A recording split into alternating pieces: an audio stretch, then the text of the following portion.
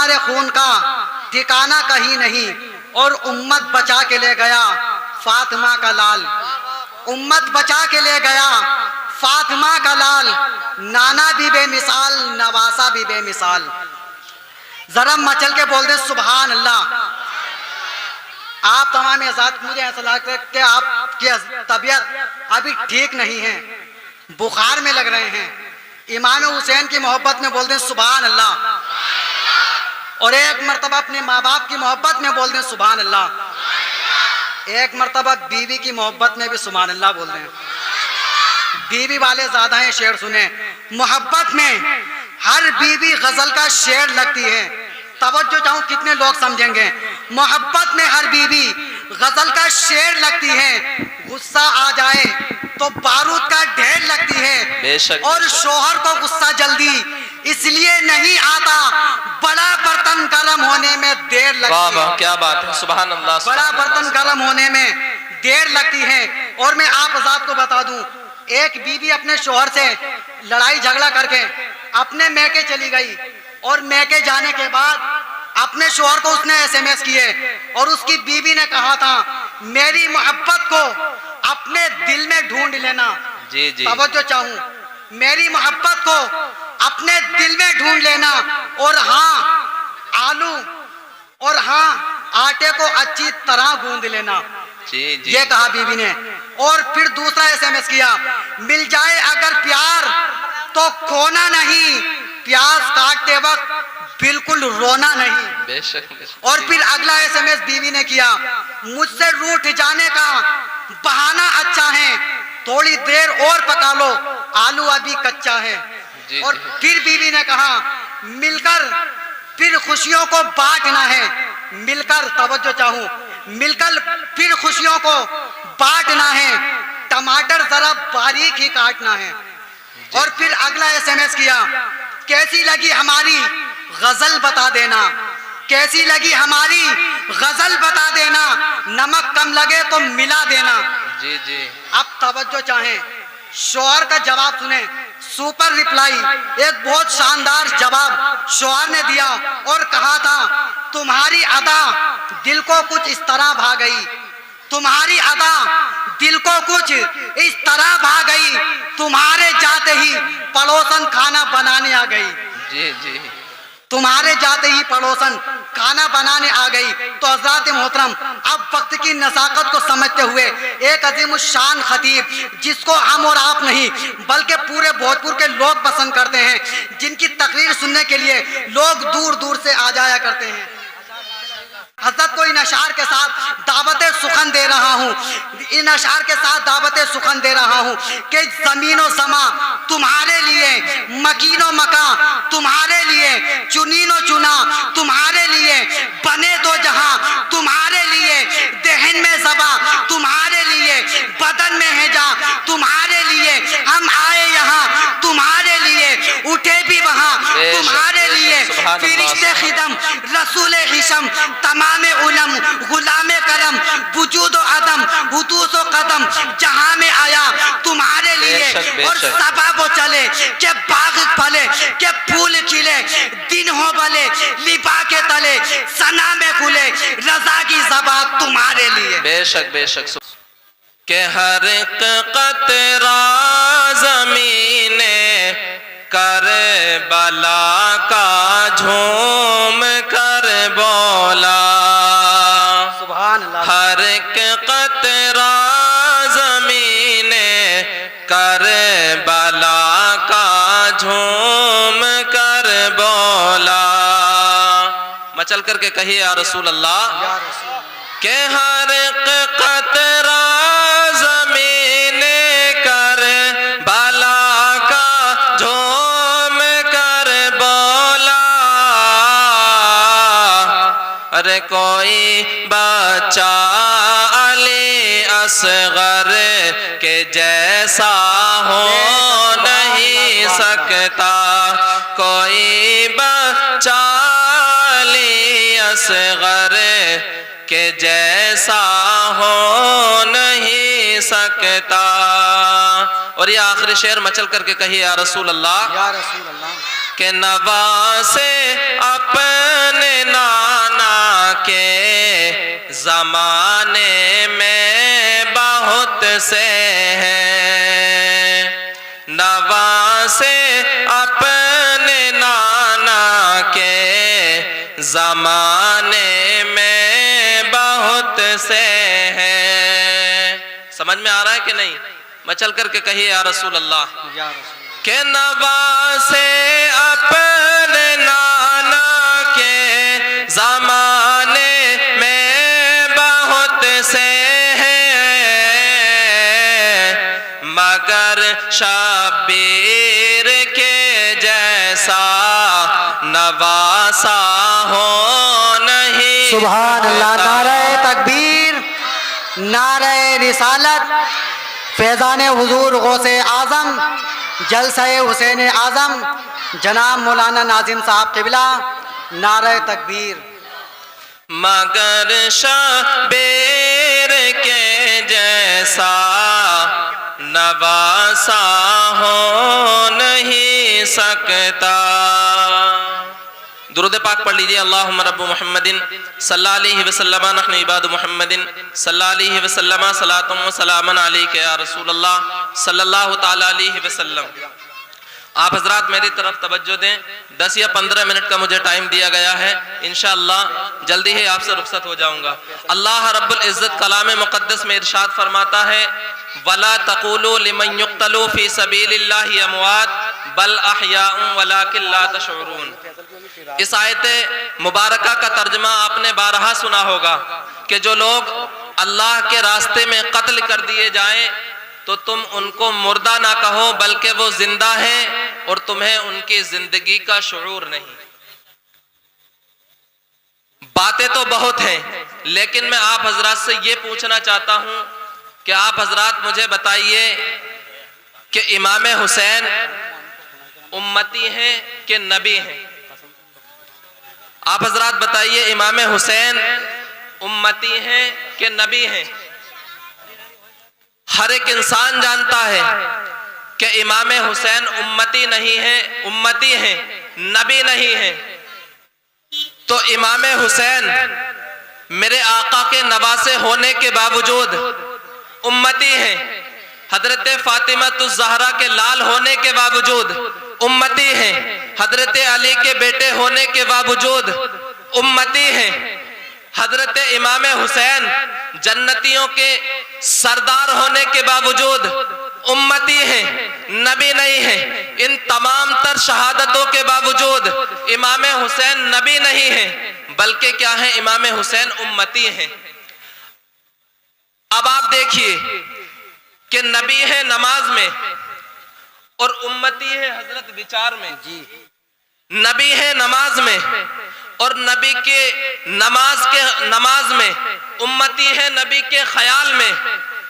ज़ैद बिन Arkham की रिवायत आप उठा करके देख लें, आपको कहीं नहीं मिलेगा कि मेरे नबी ने, जब इमाम हुसैन मेरे नबी सजदे की हालत में है, इमाम हुसैन मेरे नबी की जब पुश्त पर सवार हो गए तो फिर मेरे नबी ने सजदे को लंबा तो कर दिया, लेकिन आपको कहीं नहीं मिलेगा कि मेरे नबी ने उस नमाज को दोबारा पढ़ाया हो, मेरे नबी ने उस नमाज को दोहराया हो। यहाँ तक के कहीं नहीं मिलेगा कि मेरे नबी ने उस नमाज के अंदर सजदा सहवी किया हो, इसलिए कि नबी की नमाज खराब ही नहीं हुई थी। लेकिन मैं उनसे पूछना चाहता हूँ, जो लोग ये कहते हैं कि नबी के ख्याल से नमाज खराब हो जाती है, मैं उन लोगों से कहना चाहता हूँ, अरे नबी की नमाज अगर उम्मती के ख्याल से खराब नहीं हो सकती तो फिर उम्मती की नमाज नबी के ख्याल से कैसे खराब हो सकती? बेशक, सुभान अल्लाह, सुभान। जब नबी की नमाज एक उम्मती के ख्याल से खराब नहीं हो सकती तो फिर एक उम्मती की नमाज नबी के ख्याल से कैसे खराब हो सकती है? अच्छा, मुझे एक बात बताइए, क्या नबी नमाज के अंदर दुनिया का ख्याल कर सकते हैं? नहीं। नबी नमाज के अंदर दुनिया का ख्याल कर सकते हैं? बोलिए, कर सकते हैं? नहीं कर सकते। बोलिए हाशा कल्ला। अरे जब अली नमाज के अंदर दाखिल होने के बाद में दुनिया का ख्याल ना करें और तीर को निकाल लिया जाए, तो जब अली नमाज के अंदर दुनिया का ख्याल नहीं कर सकते तो फिर मेरे नबी कैसे दुनिया का ख्याल कर सकते हैं। लेकिन मैं आपको छोड़ दे रहा हूं, मैं आपसे कह रहा हूं कि आप इमाम हुसैन को चाहे तो दुनिया समझ लीजिए, चाहे इमाम हुसैन को दीन समझ लीजिए। मैं आपको छोड़ दे रहा हूं, जो चाहे समझे, लेकिन याद रखें अगर आप इमाम हुसैन को दुनिया समझेंगे तो फिर सवाल इमाम हुसैन के जात पर नहीं होगा बल्कि नबी की नमाज पर होगा। इसलिए कि कहा जाएगा कि नबी ने नमाज के अंदर दुनिया का ख्याल किया है।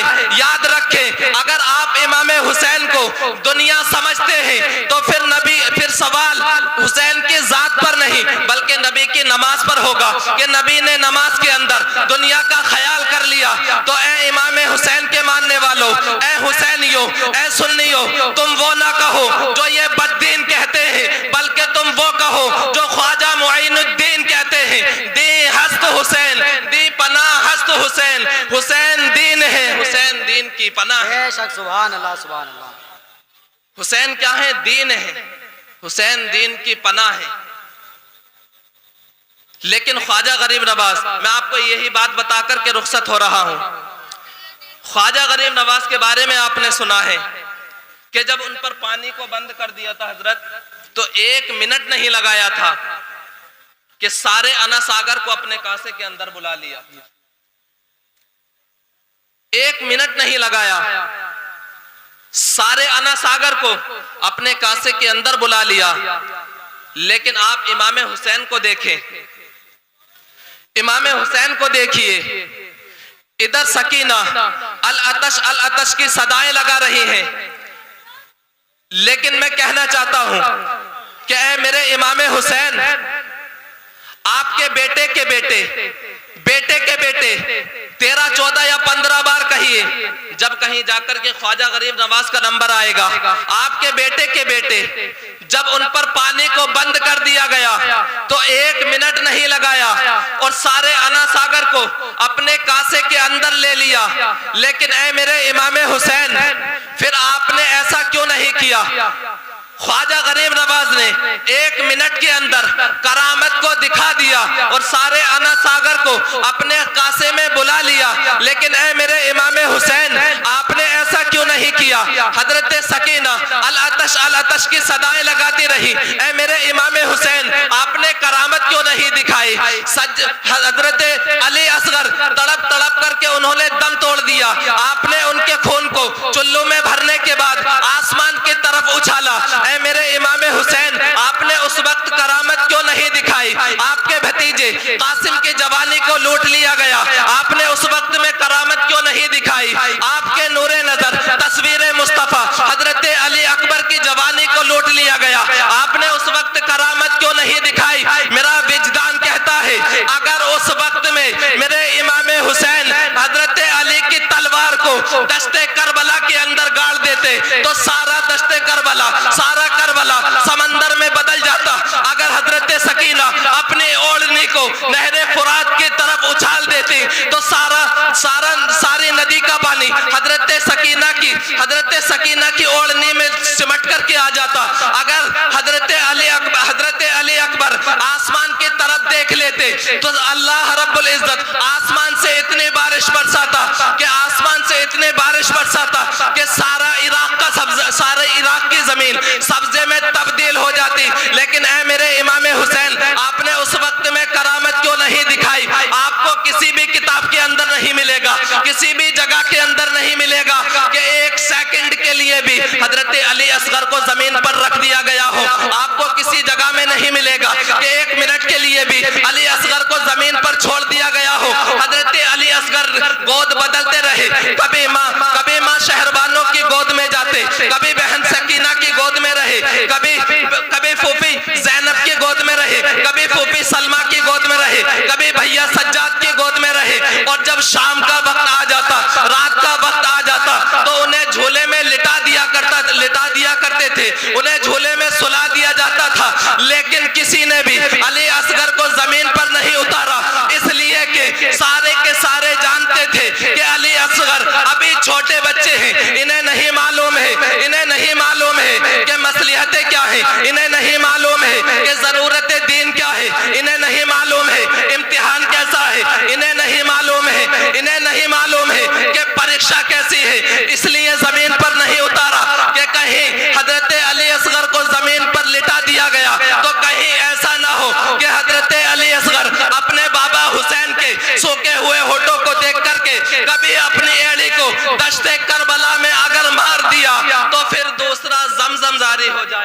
बेशक सुभान। कहीं ऐसा ना हो कि अपने हजरत अली असगर अपने बाबा इमाम हुसैन के सूखे हुए होठों को देख करके कहीं ऐसा ना हो कि वो अपनी एड़ी को दश्ते करबला में मार दे, तो कहीं ऐसा ना हो यहाँ पर दूसरा जमजम जारी हो जाए।